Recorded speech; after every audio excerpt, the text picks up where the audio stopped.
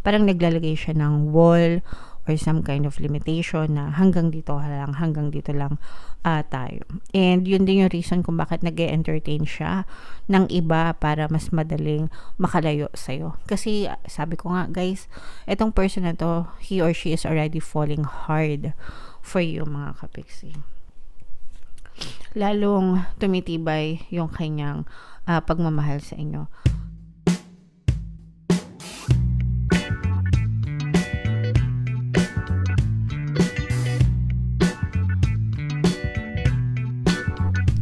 Hello guys, hello Gemini, welcome back to Pinay Pixie Tarot. Ang pamagat ng episode natin for tonight is feelings reading, anong nararamdaman niya sa'yo. So sa reading na to guys, titingnan natin kung anong nararamdaman sa inyo ng inyong partner o specific person. General reading lang guys, pwede mag-resonate, pwedeng hindi. Combination ng positive and negative energy, pwede ma-pick up yung energy nyo guys, pwede ma-pick up yung energy ng person nyo. Roles can be reversed guys. If in case hindi kayo naka-resonate dito, try nyo panoorin yung video para sa zodiac sign ng person nyo. Baka nandun yung energy nyo mga kapiksi. So, unahin natin tong deck na to guys. Tingnan natin yung energy surrounding your relationship. We have Key on a Ring. Meron din tayong Snake. And meron din tayong The Runner mga kapiksi. So, eto guys. Okay, so dito nakikita natin na parang for some of you, medyo hindi committed itong person nyo, mga kapiksi. Pwedeng, yung iba sa inyo guys, parang feeling ko, hindi, parang, pwedeng open relationship kayo. O kaya naman parang, MU, parang hindi, it's complicated, okay? Alam niyo yung mga relationship na it's complicated, parang sa isip nyo, sa imagination nyo, in a relationship na kayo with this person, pero parang wala pang tawag dito, confession, wala pang, parang kayo pag kayo, pero pag nasa harap na ng mga friends nyo or nasa ibang tao, walang confirmation, okay? Walang confirmation na kayo mga kapiksi, pero ginagawa, parang kung ano yung ginagawa ng magjowa, ginagawa nyo, kung ano yung pinapakita ng sweetness ng isang jowa, ginagawa sa'yo ng person mo. Pero parang for some of you, sabi ko nga, parang medyo walang kasiguraduhan and you may just be an option for this person. That's why hindi siya committed mga kapiksi. And itong person mo, ano siya, hindi siya committed, no? Parang meron siyang fear of commitment, meron siyang fear of intimacy. Ayaw niya ng seryoso, in short, mga kapiksi. And bukod doon, sabi ko nga, no, baka open relationship kayo, na pwedeng nag-entertain din siya ng another person, mga kapiksi. Kasi nga, sabi ko sa inyo, for some of you, you may just be an option among all the other options na meron itong person mo. In short, pwedeng marami kayo. Okay? And pwedeng, again, basta it's complicated. Alam niyo na yung ibig ko sabihin, guys. Pwedeng hindi lang kayo yung nag-iisa sa person nyo. Pwedeng marami kayo. Pwedeng may iba pa. Ganyan. And that's because yung person mo nga is hindi siya seryoso sa commitment. Pwedeng ano to, guys, dahil din sa past experiences niya. Pwedeng childhood experience, ganyan.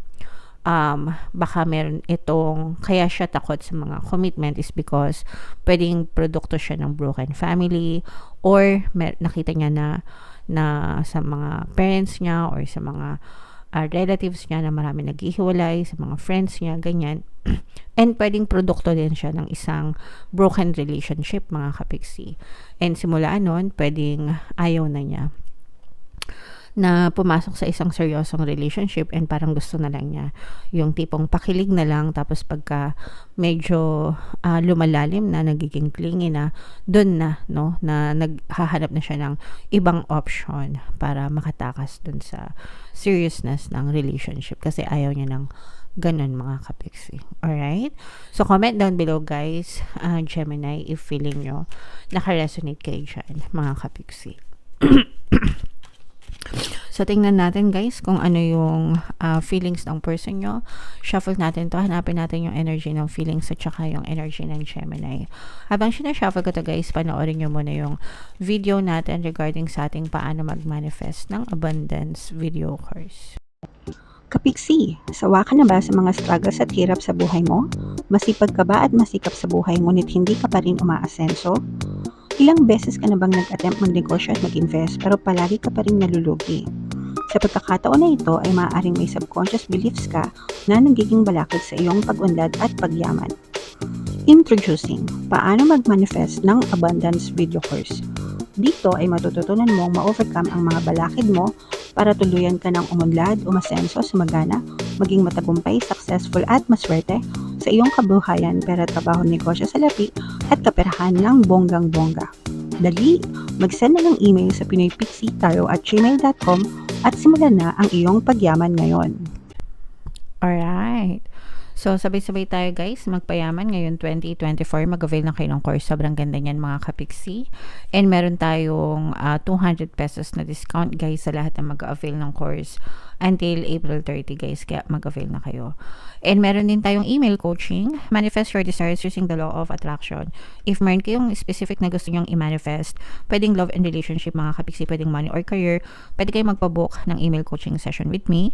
Mag-send lang kayo guys ng email sa pinoypixie@gmail.com. So, Gemini guys, kayo ay represent ng King of Swords sa ating spread. Meron ditong presence ng Air sign, Aquarius, Gemini, Libra, water sign, Cancer, Pisces, Scorpio, and earth sign, Capricorn, Taurus, Virgo. So, for some of you, pwedeng may mga ganyan guys sa inyong natal chart. For some of you, you may be dealing with these people, mga kapiksi. For some of you, pwedeng LDR kayo guys, no? Kaya medyo mas mahirap. Yung iba sa nyo guys, comment down below if naka-resonate kayo. Parang feeling ko hindi mo pa na-meet ng personal itong person na to. As in, parang hindi pa kayo nagkakilala ever. Pwedeng nagkakilala lang kayo online, through chat, pwedeng dating app, or dun sa mga communities na, kasi may mga ganong communities, di ba? May mga ganong groups na naghahanap ng mga partners, SP, ganyan. So, parang feeling ko yung iba sa inyo, parang ganon, never pa kayo nag-meet nitong person mo sa personal guys. Kaya, doon ka medyo na lilito kung ano talaga yung real score sa inyo, kung seryoso ba siya, especially na hindi pa kayo nagkikita or nagkakakilala.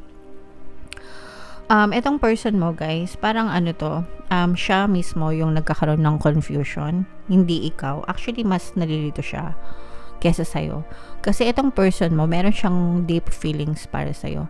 Pero meron nga siyang trauma, no? Meron siyang may gumagambala sa kanya, may mabigat siyang iniisip, may mabigat siyang dinadala. Pwedeng responsibilities niya rin, no guys. Kumbaga parang may mga responsibilidad siya, kaya hindi siya maging seryoso sa'yo, or parang hindi niya kaya mag-commit sa inyo mga kapiksi. And nasa in denial mode din itong person mo guys, kasi kahit na mahal ka nitong person mo, dinideny niya sa sarili niya, no? Pwedeng sinasabi niya sa'yo na hanggang dito lang tayo, hindi ko kaya magseryoso, pero deep inside mga kapiksi, dinideny niya yun sa'yo, pero dinideny niya din yun sa sarili niya, because this person is falling hard for you mga kapiksi. Okay? Yun nga lang, kasi nga parang marami siyang responsibilities or pabigat, hindi niya kaya mag-commit, kaya lumalayo siya sa inyo guys, or parang naglalagay siya ng wall or some kind of limitation na hanggang dito lang tayo. And yun din yung reason kung bakit nag-e-entertain siya ng iba para mas madaling makalayo sa'yo. Kasi sabi ko nga guys, etong person na to, he or she is already falling hard for you mga kapiksi. Lalong tumitibay yung kanyang pagmamahal sa inyo. Para sa kanya, isa kang trophy. Yung tipong parang dream girl, dream guy, ganyan, para sa kanya. And what you have is parang dream relationship, mga kapiksi. Pero again, no, it's not enough kasi nga parang medyo traumatic.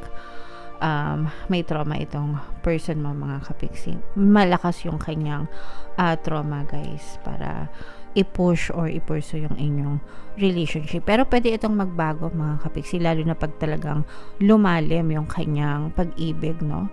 Kasi parang pwedeng nag-start kayo sa mga fling-fling, flirt-flirt, ganyan, hanggang sa unti-unti nang nade-develop itong person mo. Tsaka parang meron siyang certain rule. Comment down below guys if naka-resonate kayo sa iba, hindi naman sa lahat. Parang meron siyang certain rule na dapat 6 months lang, tapos ibang jowa na naman, o kaya 1 year, ibang jowa na naman, gano'n. Parang meron siyang gano'n, specific set of rule na nagja-jump siya from one jowa to another, mga kapiksi. Okay? So, comment nyo na lang guys if naka-resonate kayo dyan, kung talagang ganyan yung person nyo, mga kapiksi. Pero, yun nga, no?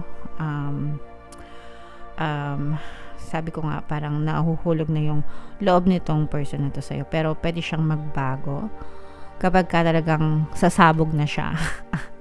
Yung tipong hindi niya na mapigilan yung kanyang feelings. Ay, kilig-kilig na naman kayo, mga kapiksi. Comment down below, Gemini. This will not resonate with all. Pero if in case na naka-resonate kayo sa story, comment down below, mga kapiksi. Yeah. Pwede kayong makinig ng mga relationship subliminal natin, guys, no? Para talagang yung pampabalisa, pampamiss, ganyan. Kung LDR kayo, meron tayong combo for LDR para kahit na magkalayo kayo, talagang hahanap-hanapin and mamahalin ka pa rin ng person mo. So, tingnan natin kung ano yung mensahe sa inyo ng person nyo, Gemini. Finding out the truth crushed me. So, meron siyang katotohanan. Ito guys, I'm sensing na pwedeng ito yung sa past niya. Okay? Kasi nga, sabi ko nga sa inyo, non-committal yung person nyo. Dumidistansya siya eh. So, pwedeng meron itong bad experience sa past niya. Again, pwedeng personal na relationship niya or sa parents niya. And, tawag dito, dumurog yon sa puso niya, guys. Kaya nagka-trauma itong person mo. Kaya ito'y lumalayo. Pero kita nyo, guys, sabi ko sa inyo, guys, mahal kayo ng tong person nyo. I love you unconditionally. Pwedeng hindi niya to sinasabi sa inyo, guys. Sabi ko nga, dinedenay niya. Okay. Kasi ayaw niya. Ayaw niya maging seryoso. Pero sabi ko nga sa inyo, guys, pwedeng magbago ito.